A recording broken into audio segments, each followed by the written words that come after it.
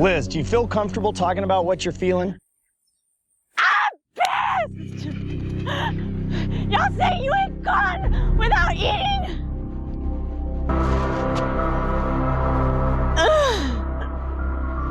I don't even want to be around y'all! I'm just cute! I'm over it now. Thank y'all for letting me have that. I feel better. I just exploded. I'm sorry. Back to your regularly scheduled program. Hello, and welcome to American Dreamland. I'm Max Chavez. I'm Chris Locken. Do I go? Yeah. Yeah. I'm William Ryan Kraft. Okay, so... All right. Interesting. This is my pseudonym. A much more famous person under that name publishes constantly on the web. I hide immediately underneath their public presence. So what you're saying is you're going for a Matt Gaetz, Matt Gertz situation. Exactly. Okay. Whichever one of those is more problematic. Okay, got it. All right. So, as our people who have been listening may know, we have a different third mic today. So this is going to be a special episode in a couple of ways. We have our first formal guest, which is a good friend of mine from high school, William Ryan Kraft, as we will be calling him. Well, as we mentioned it and tacked on something to the end of our last episode about AI, we're formally starting our Patreon now with special content and everything. So our first episode is us talking about the Pope's Exorcist and doing our own confessionals for all of that. So as we discussed in the podcast, that is genuinely a very important film in our friendship because we all got high and saw it in theaters opening weekend a couple of years ago. I want to stress that it is not just this us being on a Catholic binge lately. I got really excited. We're gonna get back. Sorry. We're gonna get back to what is gonna be our bread and butter is cryptids, and just whatever Art Bell episodes we feel like doing. Our next episode is a Coast to Coast. I was really excited that you got the actual Pope's Exorcist on the podcast, but instead you were talking about a movie, which is reasonable, but I did get really excited about hearing from the Pope's Exorcist. Okay, William, do not tempt me, because I am curious if that office still exists, and who it is for Leo the 14th, so I may actually do that if we get big, pursue an interview. Speaking of that, we wanted to do a little bit of a change of pace from all the religious episodes. And, as I try and remind everyone, this is a podcast about American thinking and American cults. So what I wanted to do is discuss less something that is a cult per se and something of a way to understand why cults are so prevalent in this country now, and an example to do that. So I'm just going to go to the introduction I wrote. In 1900, sociologist Max Weber developed his landmark theory of the iron cage, a metaphor describing modernity in capitalist society. Specifically, Weber theorized that due to the ever-increasing bureaucratic structures of the newly emerging capitalist societies, we as individuals became entrapped in an iron cage, leading to a loss of our fundamental autonomy. This landmark work perfectly encapsulates the trap of our consumerist society. Value is entirely dependent on what we produce, we have choice paralysis with everything that is unnecessarily created, and our passions are taken away by faceless corporations who lack an understanding of their product and a saturation of a very bland monoculture. Given our exploration of American cults and belief system, this is a foundational text to help us explain the failures of our current system, the potential destruction of old belief systems, and the junk food we use to fill the existential void. So, of course, our topic today is the reality television program Survivor, which I cannot stress enough this episode's connection to cults is to explain why people join cults and the failures of capitalist society, and not because Survivor is a cult. Though that is a controversial viewpoint amongst the host of this podcast. See, I feel like just the devotion and the worship of Jeff Probst is just, it's a little culty to me. Okay. The number of times that we have publicly to each other admitted that we think that he is a god, I kind of against you there. Okay, I will say we said he was a jungle god, and this is old school, like season 1 through 10 Survivor. I actually, now that you say that, I was about to say, I have some criticisms of Jeff Probst going through, and I realized, actually, I don't have a lot of, I don't think I have anything directly criticizing him. And also, it's not helpful that I am wearing an officially branded Survivor 48 buff while we are recording this podcast. Don't ask questions. Just consume product and then get excited for next product. This is, I think, something that is, we're not going to go, I think we've lost all potential of being a formal academic podcast after we went on a huge rant about the dump truck on a sexy bear lady statue. You did that.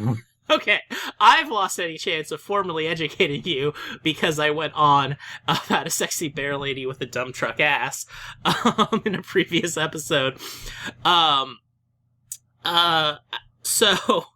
But I do feel like, especially when you research it and are understanding why things are so bad, as Felix Biederman likes to say, things stay the same but just get worse. I think that Weber's, fundamental work, not as a permanent thing, but I do think that helps to expand it, especially with certain concepts, as we're going to get into this episode, specifically the offshoots of McDonaldization and Disneyfication of that.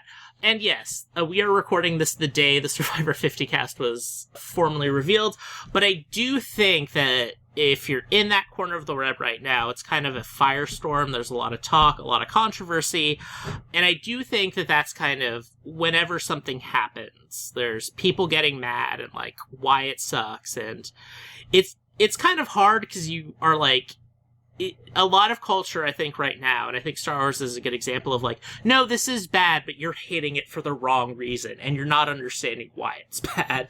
So this seemed like something we would have fun with, and an excuse for William and I to talk about Survivor. We're gonna get a lot of puns this episode, okay. But real quick, I will say, let's just go over how we feel about Survivor. I've already revealed I'm wearing an official buff, so Chris, what are your thoughts on Survivor? Oh, I remember watching it as a kid with my family. I think it was just the first couple of seasons of it. It was a pretty interesting concept, but just sort of lost interest after that. And then I became friends with you, and then you were obsessed with it. So I remember the first season that I watched when I was back. I just remember thinking how would I handle being on that show? And just the curiosity of that kept me somewhat interested. But then that faded, and I'm just over it. Mm-hmm. All right. And William? So I'm a late Survivor convert, one of the like J.D. Vance converting to Catholicism as an adult and then making it his whole personality. I converted to Survivorism as an adult during the pandemic after watching a Survivor parody on the internet and not understanding the reference. I was shanghaied into watching from the very beginning, season 1, episode 1, where, and I believe this is true, in the first episode of Survivor, Jeff says at one point, okay, you know how it goes. When very categorically we, at this point as the audience, do not know how it goes. But I proceeded to watch in quick succession the first 8 to 10 seasons of Survivor, while also watching the current seasons of Survivor. And then we watched a couple out of order seasons. So within the space of 2 years, I think I watched around 15 seasons of Survivor. That should tell you how I feel about the show. Oh man, I'm about to be judged so hard right now. I am a Survivor fan, not from day one, but the first episode of Survivor I saw was episode 3 of the original Borneo, Stacey Kimball's. Yes, I remember the first person I watched who got voted out, Stacey Kimball, the lawyer. And then I watched like religiously up until Redemption Island. I took a little bit of a break. I watched kind of on and off in the 30s. Like most people got turned off by Island of the Idols. And then during COVID, within a slightly longer span, I will say within 3 years, I decided to get back into it. I also watched from the beginning and proceeded to watch the first 39 of the first 40 seasons within that 3-year period. I did not watch Island of the Idols, and I started following again with 45, and now I'm basically caught up with all of that. Also, I have seen, also in COVID, I have probably seen by this point the first 6 or 7 seasons of Australian Survivor. So this is an aside. Yeah. Discussing Survivor is always really difficult for me because I do not remember anyone's name. Mm-hmm. I'm so bad with names. I basically don't remember when I'm watching the current season and I watch like 2 episodes a day. I'm just like, that guy with the hair and the lady who does that stuff. So yeah, I'm definitely with you on the being bad at names. Yeah. So I've been kind of following the season 50 news, and so there is, I'm the only one who also has at this point seen the cast. So I think a fun game will be for me to go through the list and then see if Will actually remembers if this person is someone he has seen play the game Survivor. I like this game. I like this game a lot. For all of that. But before we get too far, I'm going to do the bare minimum of work to pretend that this is not just me as an excuse for William and I to talk about Survivor. But like I said, why is everything so bad? Why has monoculture fallen apart and created the kind of situation we're in? We've talked a lot about like the fracturization, the sub-communities of all of that, and I think it has to do with a few things. And I mentioned Weber's Iron Cage earlier, and again, all the Iron Cage is basically, it was Weber trying to understand like the changes happening from like an agrarian to an industrial society, which is what the 19th century was, how we became modern society, real modernity of industrialization. And in order to be able to kind of handle the kind of results of how to handle a capitalist society, Weber said that there was this, like, the metaphor he used was like a house made of hard metal, which we call an iron cage, even though the last name is pretty cool. And basically what happened is living in a more technologically reliant society, on an industrial society, we started to begin the process of rationalization, which means everything had to be into a specific system. With all of that, and that led to the compartmentalization of life. It's not just that everyone had a role, it's that those roles had to be separate and segmented into a kind of machine. And there had to be a kind of clear, set, structured order for that, in order for that society to be able to work.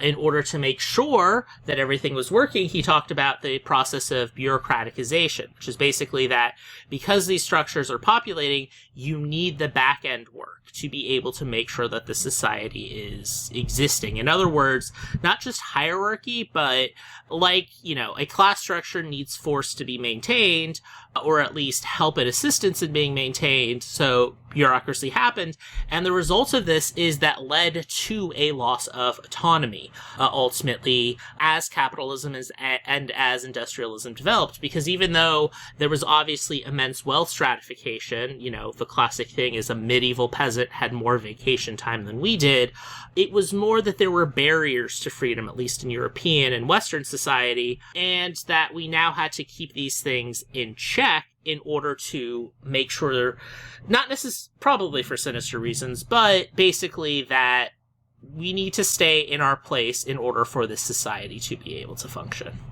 The compartmentalization, I think, sort of made me think of just when I felt like in my life I've had to compartmentalize things. Mm-hmm.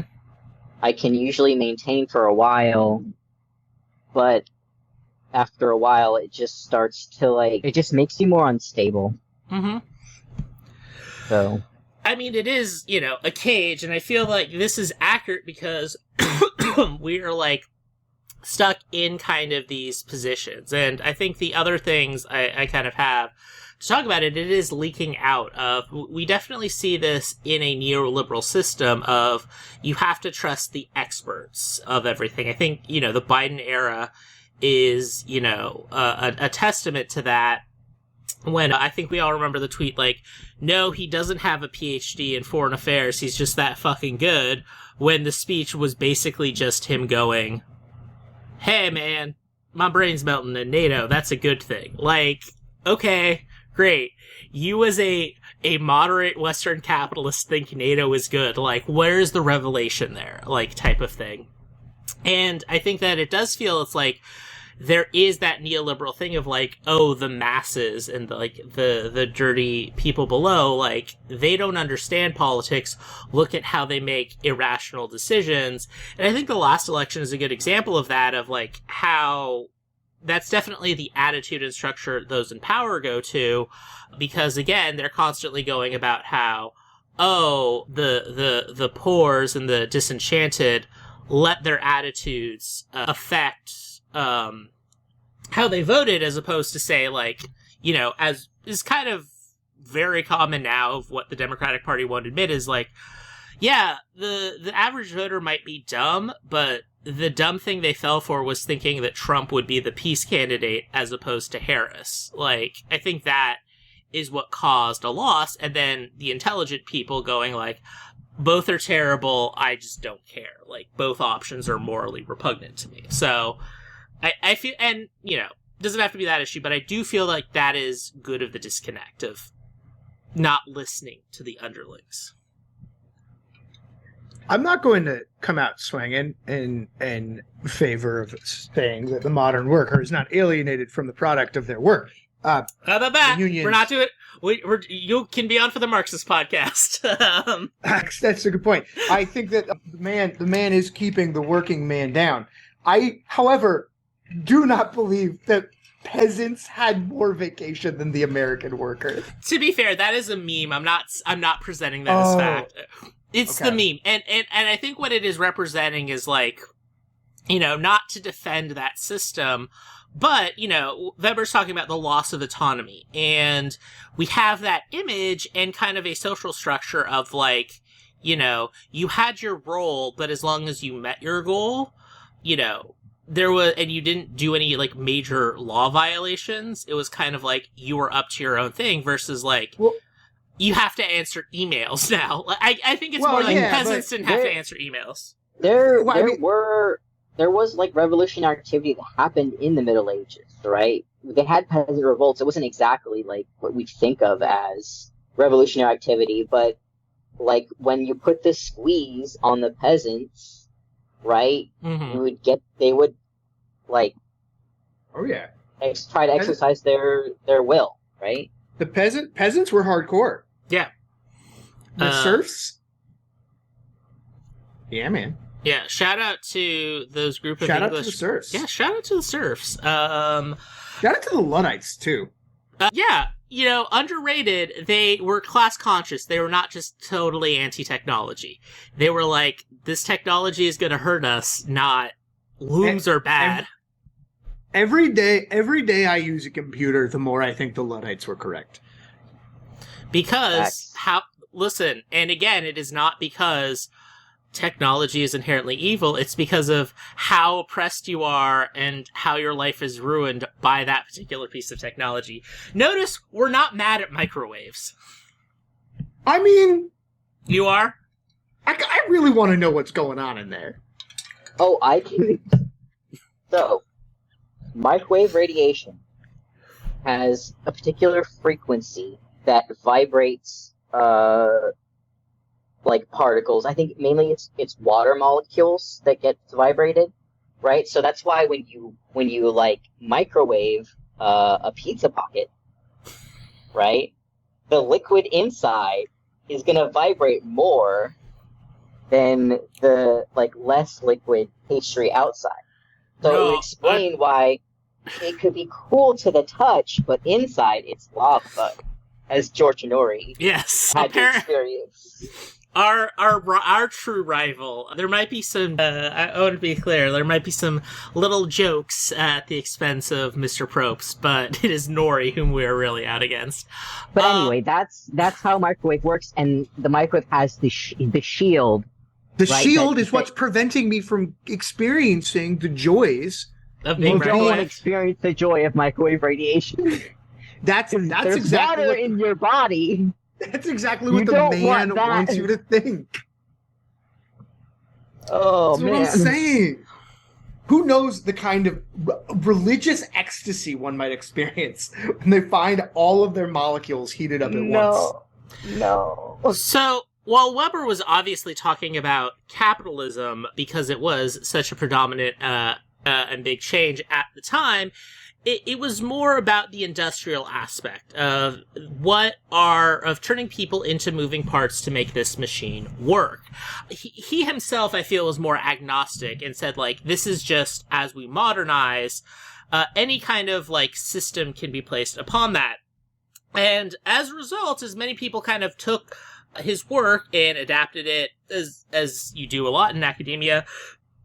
And I think probably the most prominent of that is George Ritzer's concept of McDonaldization, which has been cited a lot, and basically saying is that the system has shifted from just general industrial capital management and more to the fast food restaurant structure.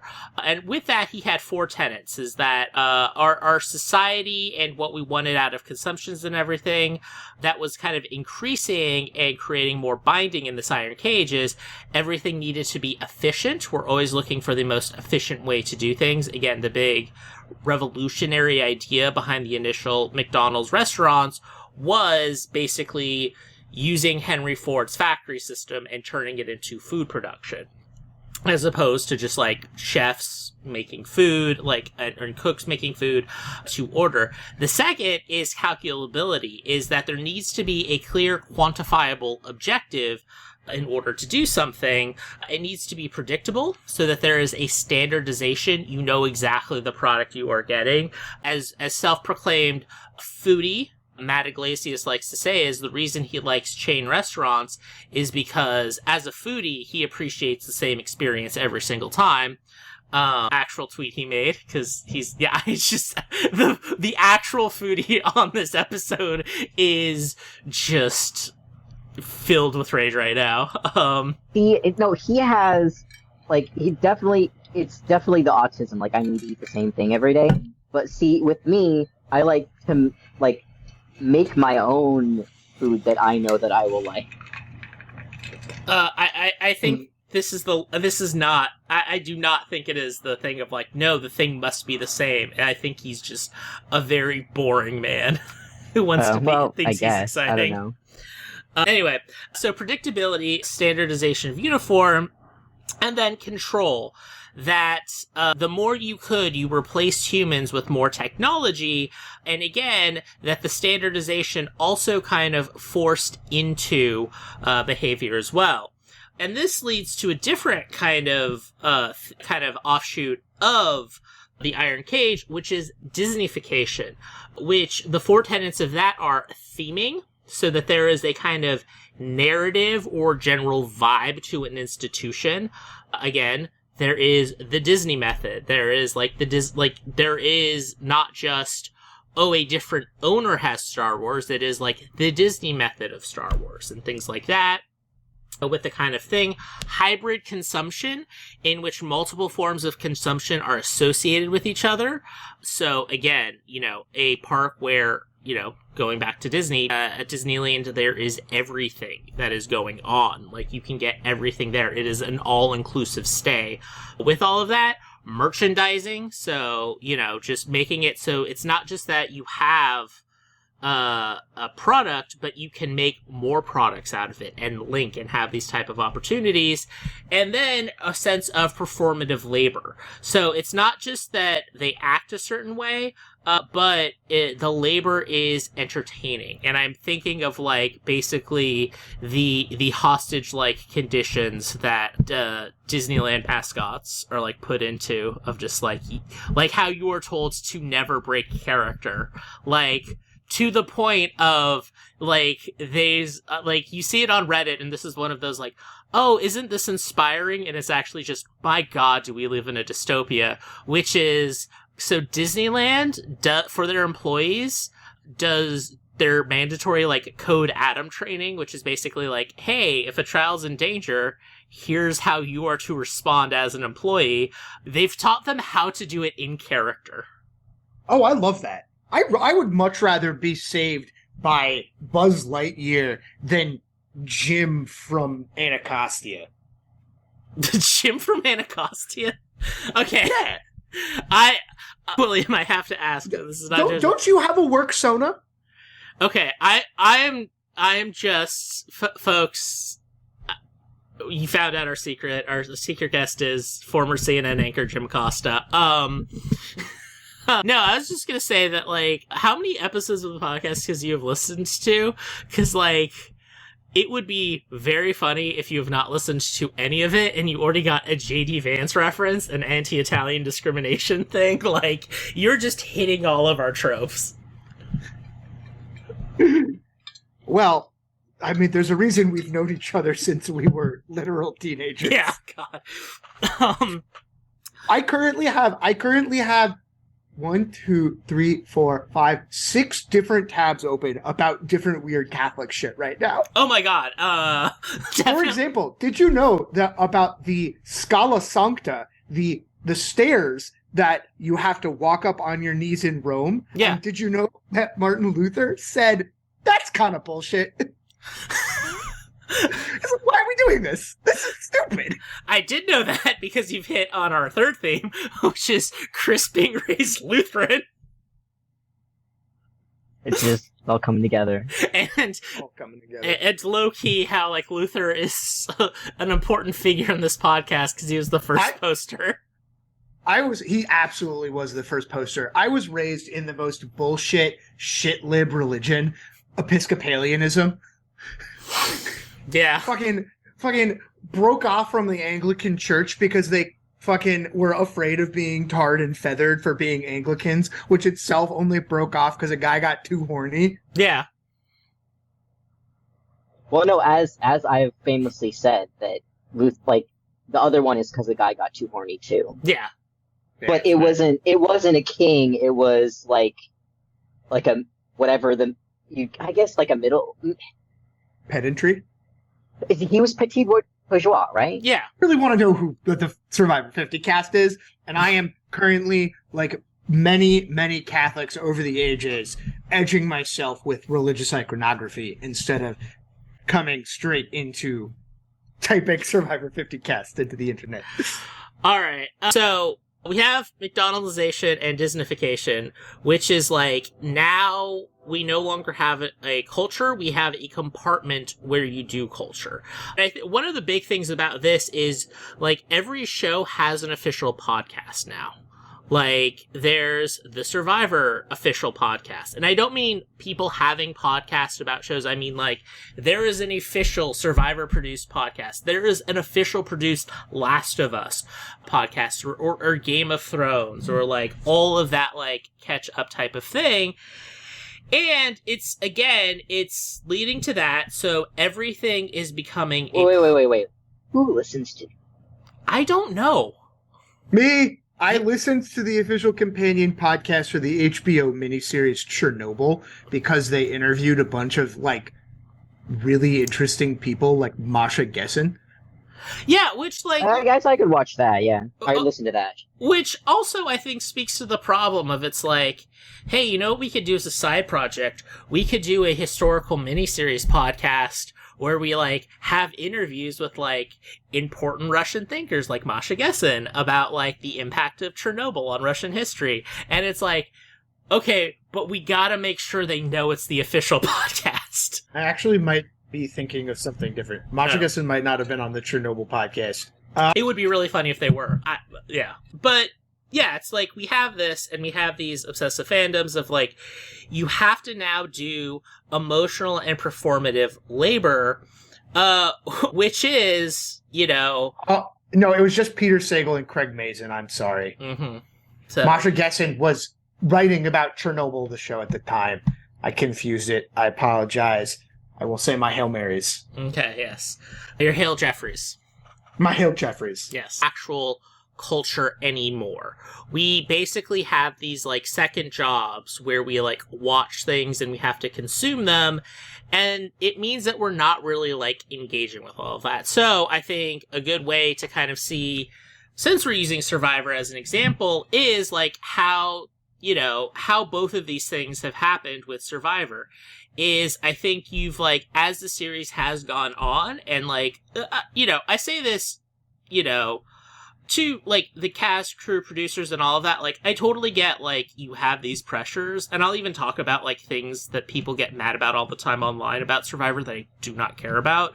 But, yeah, you have it now. Survivor, instead of just, like, an experience where we would make a television show, is, like, this efficient thing. They've gone from, like, scouting all of these exotic locations, and, like, that's the theme of the season, to now, okay, now we'll find a good place and we'll film it back to back, starting with, like, Samoa, I think, and then we'll film both of our seasons basically back to back here, to now just, like, you know, and talk about predictability. It's like, I think since season 33, so going into 50, so that's 17 seasons now, they have just basically owned an island in Fiji and can just film and, like, have... that allows them control. If you're just renting land from the Fijian government, like, you probably are much more familiar of what you want to do. You kind of want to, like, fill that in. In terms of theming, one way they were able to get away for, like, to hide the fact that they were in Fiji for so long, not hide the fact, is, like, that every season had this big theme of, like, oh, millennial versus Gen X, or my favorite Survivor name of all time, Survivor Heroes versus Healers versus Hustlers. Great season name. Not what I thought you were going to say, but that is a good season name. All of that, and I think, you know, with, like, standardization and control is, like, you have, and, you know, I understand this, like, from a work perspective, and, like, but you have people cast as archetypes. Like, for all of that, like, you have these season themes of, like, this is the theme for all of that.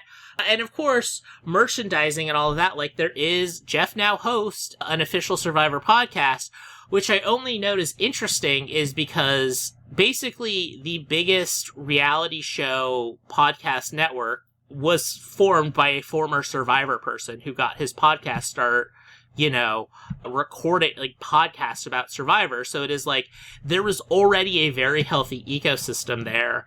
And especially after, like, the first season, where it's basically Jeff doing a recap of the episode that just aired, it's like, it is weird, like, I don't know, it's like, it's an interesting decision to make of business of, like, we're going to spend time to record a podcast that is, like, in a very saturated marketplace.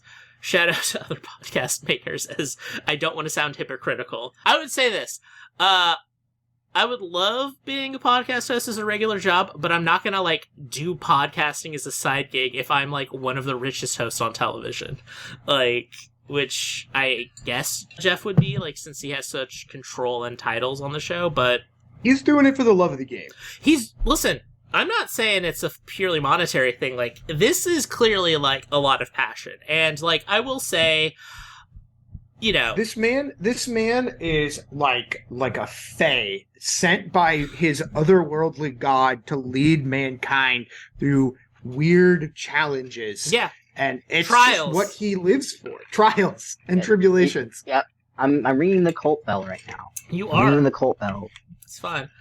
And I will Yeah. say, I will say this, especially for like online Survivor people, and this is not an original thought. Like, I think that for us, the actual super fans, is Jeff can have bad reads on a lot of seasons because he knows what that season, like, if you like look through his rankings and stuff, it's like he always talks about what it was like to make that season, and like he's very subjective of how he ranks seasons. Like he's just like, he famously hates season 4 because it was like their worst shooting things because they had the least amount of time to prepare and all of that. So like that's obviously going to impact him. Like A, he's human and subjective, and B, it's like I think that I am, the farthest removed from the normal Survivor fan here. And what I mean by that is like I don't watch the show like the millions of people who do, and I think Jeff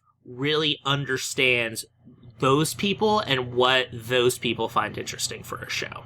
And he just wants to be on the show. Okay. Hello, Cornelius. There's no video. Yeah.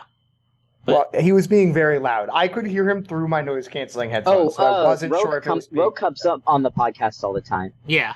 Okay. So, all right. So, Okay. So what was the game we were going to do? It was going to be... Oh, yeah. Let's just... members of the Survivor 50 cast. As to... Should I just read it in how the list was released? I think you should read it according to least to most likely to recognize. For you? Mm-hmm. Okay. So... I want to see if I can beat your expectations. Okay. I think you will be able... Okay. So, I will say this. Emily Flippin.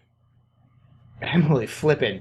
Ah, shoot. Is she the stats lady who was, like, really bad in 47, but then everyone loved her? Because she was, like, very earnestly like, I don't know how to interact with people. And then some other guy, the dude with the hair, was like, this is how you talk to human beings. And she then very quickly learned. Mm-hmm. William, I want to say something. You've done the most. I love how you're like, I'm a pretty big Survivor fan. You somehow were able to mix up seasons of Survivor in the era when the seasons are just numbered. That was season 45. Season 45, whatever. But yes. I prefaced it by saying that I don't remember shit. When you watch like 10 seasons in 2 years, numbers mean nothing. Locations? I don't know. My couch? Well, you remember. Did I get it right? Yeah, Did I get her. it right? Yeah. Oh, I liked her. I like an underdog story. I like it when someone is like coming back from the brink. She saw her faults. She worked on getting better. Okay.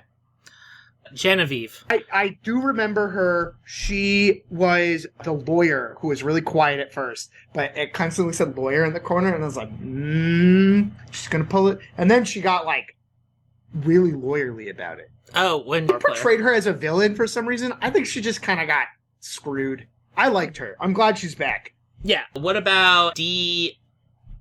Do you remember D? The winner of Survivor, Austin was so down bad for her. So down bad. She was like, I do not give a shit. Okay, Jenna Lewis. No. Okay. Colby Donaldson. Oh, I remember. Wait, Colby's back? Colby is playing in season 50.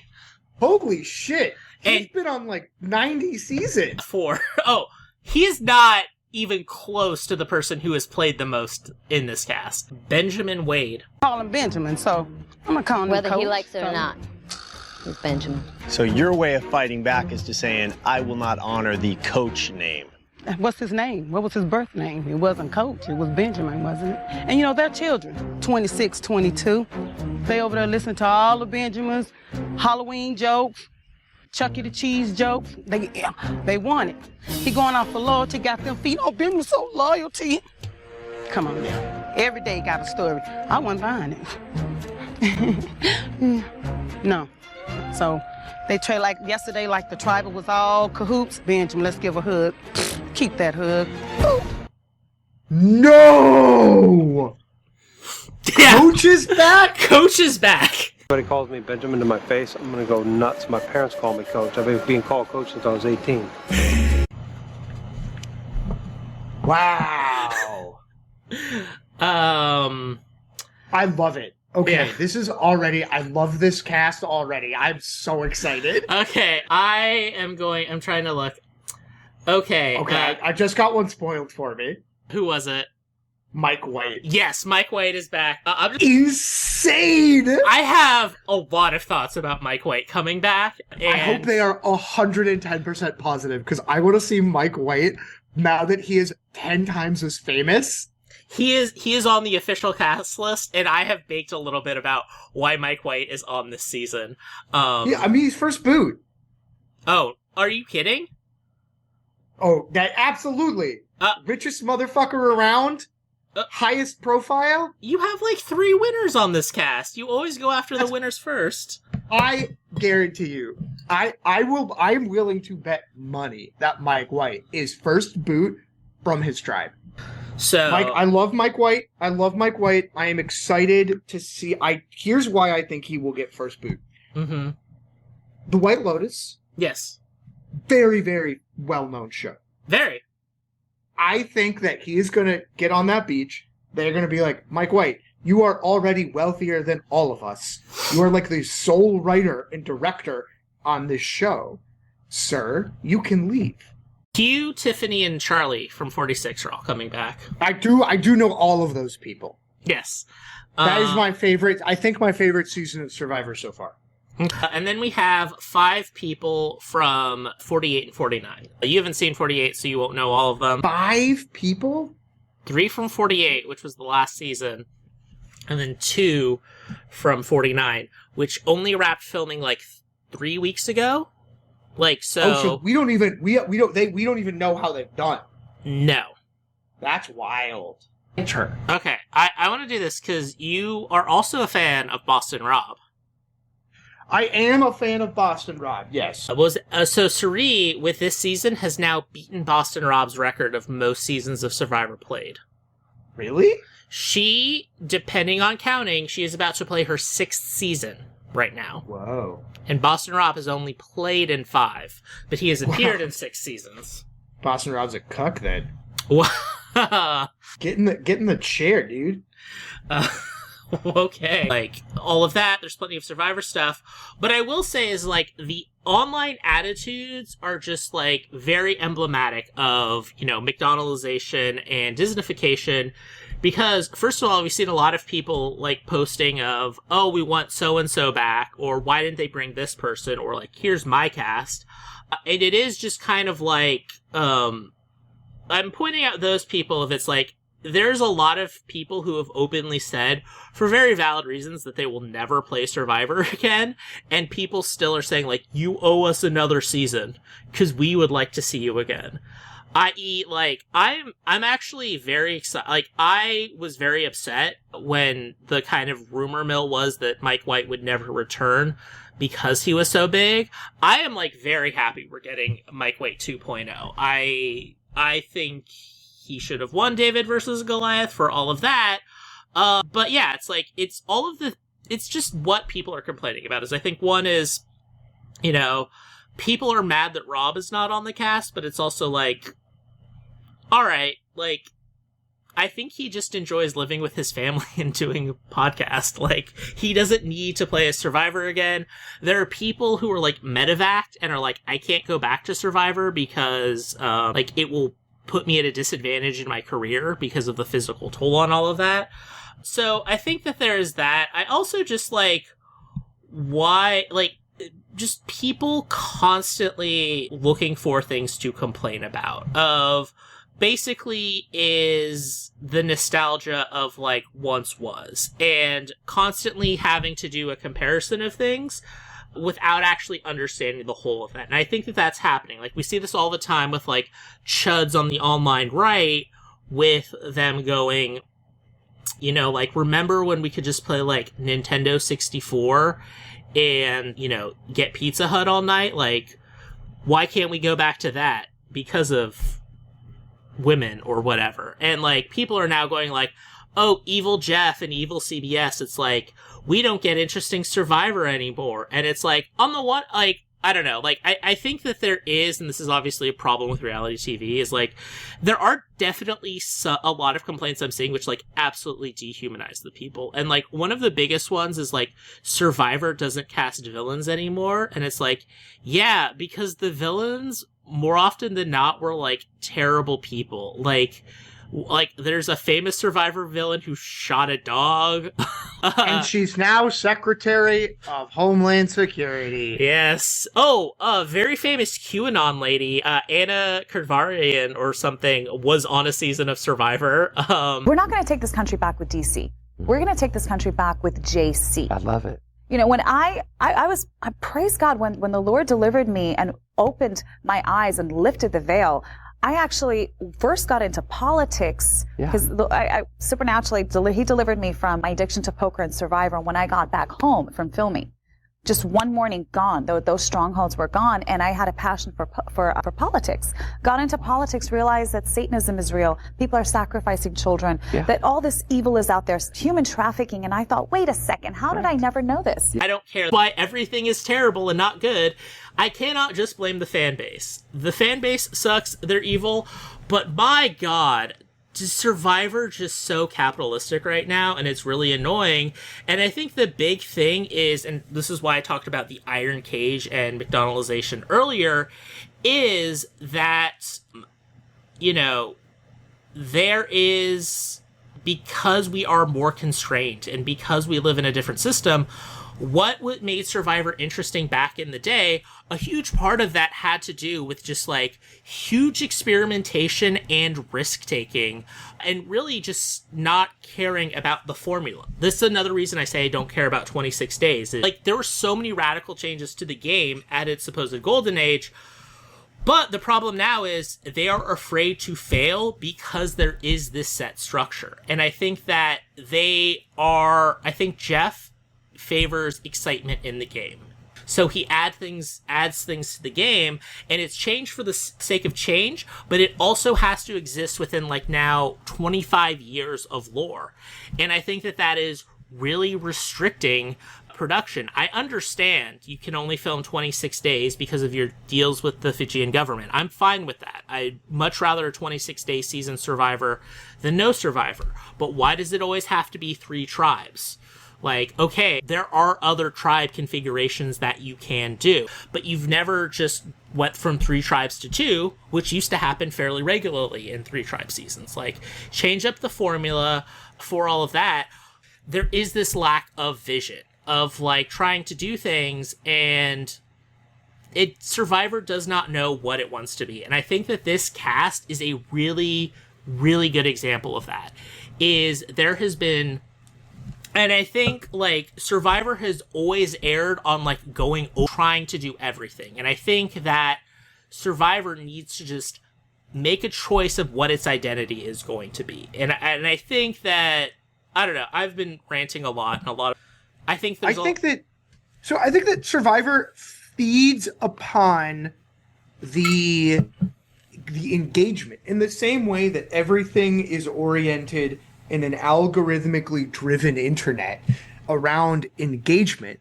Survivor wants people to be engaged because it means listeners or watchers, but they don't care about the quality of the engagement because they can't profit off of a smaller fan base having a better time.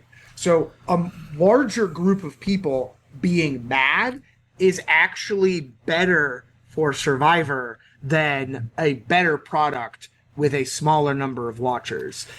And the media ecosystem is just fucked in that it encourages that kind of engagement with it. And I agree that that's a huge fucked up thing with the ecosystem. I'll also say, and, like, I don't know what the theme, like, it's a very weird casting. Like, there's no, like, again, there's no winners from the first 40 seasons, which I guess is because of Winners at War, but also kind of weird. Like, there's only 2 winners, and they're both from the last 3 seasons, or 4 seasons, I think is that. And again, it's like, I don't know, like, Suri playing 6 times, that's a lot. Like, I don't know if anyone needs to play Survivor 6 times. Granted, that's how you count her Australian Survivor season that she just played for all of that. Like, I think there's that.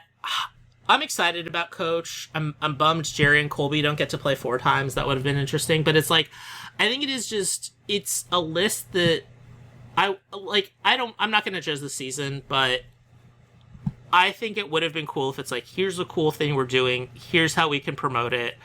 And, you know, my bias is Survivor Second Chances is my favorite season. So, like, even if it's not a fan vote, I would have loved, like, Second Chances. And then you can kind of, like, cast however you want if they just haven't played again, which is most of the new era.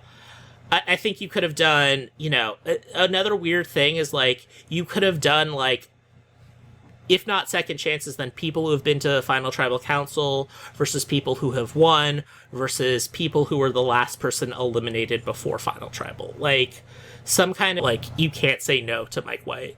Which, oh yeah, my bacon conspiracy theory is he has no idea what to do for the 4th season of White Lotus. That's funny. I like that. Yeah. This is what if this is the 4th season of White Lotus? This is what this podcast is about now. How the Survivor 50 is just an elaborate season of White Lotus. Yes. I love it. It's just like, it's gonna be, oh my god, ooh, can I admit, Charlie is such a White Lotus character, or has the potential to be. Yeah, he absolutely is. You're going to be in the final episode wondering whether or not he's going to give $50,000 to a hooker. Which is, let's end on a positive note, because I know Chris hates Survivor. I don't hate Survivor. Mm-hmm, it's just a cult. And anyway, lots of things are a cult. Yeah. Now. Hopefully the fans of this podcast. Hopefully, yeah. I mean, Misty's trying to delve into that stuff, but I don't know about it. Anyway, I got what is your favorite season of White Lotus? We'll start with Chris.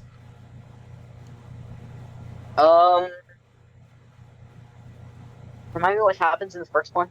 It's Hawaii. It's the married couple and the tech woman, and what is the third one? Who are the third group of people?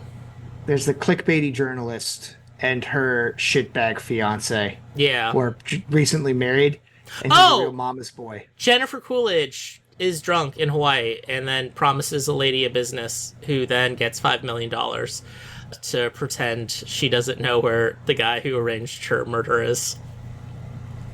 I thought that was the second one. No. That's the third one. So I watched them out of order, so I really like. Thailand, Belinda. Mm-hmm. Yeah, I remember that one. I remember the most recent one. Yeah, I really like season 3. I know it's controversy. What is with like the controversy over season 3? Like, It's just different. It's just different. People don't like it because it's different and it's more out there and it's more poetic. Even though it people are like, I don't get it. Even though it beats you over the head with the Buddhist message. Oh my god! Like, listen, no shade to Mike White. Like, in any capacity, like I love many writers who are just like, I don't know subtext. Frankly, what viewers don't know subtext. Sometimes it needs to be text, and people still won't get it. You mean text like, hi, I'm a Buddhist monk. All of you people are miserable because of your reliance on materialism. Anyway, peace out. Exactly. I also, frankly, just love Gaitan. Yeah. You know what I think it is?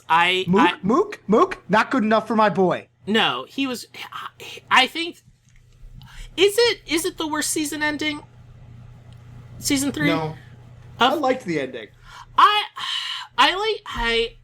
I felt, okay, here's what I will say is, like, we're talking about all of this stuff. We're going to tie it in about White Lotus, not Survivor, but who cares?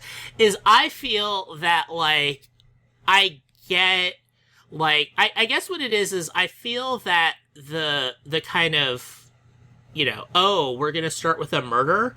I feel that, one, it felt natural to how Mike White was writing season 1.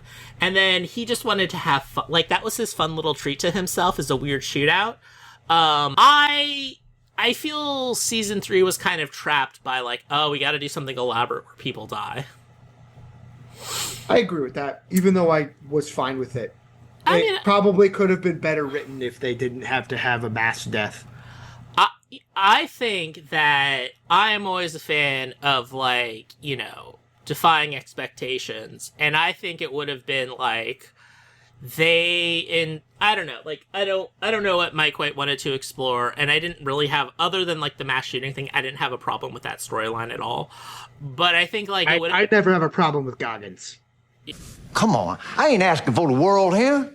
I'm just asking for 8 ball and $2 million.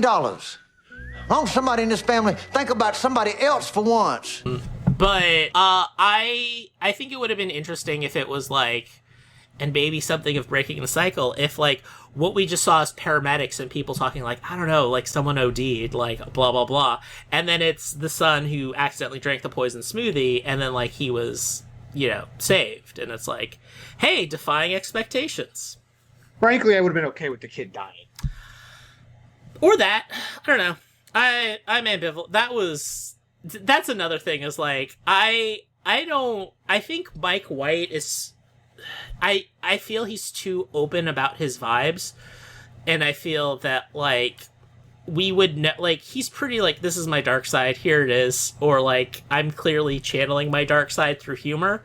All of that, like, I don't know where the bro job, I don't know where that came from, and frankly, I think it was someone told him that, and he needed to exercise it. Some people like jerking people off. No, he said, it's because I'm a helper.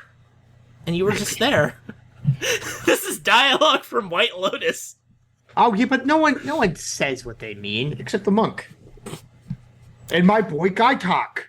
Your boy Guy Talk. All right. For American Dreamland, I'm Max Chavez. I'm Chris Locken. And I'm American journalist William Ryan Kraft, editor at The Guardian. Heroes vs. Villains is incredibly overrated. There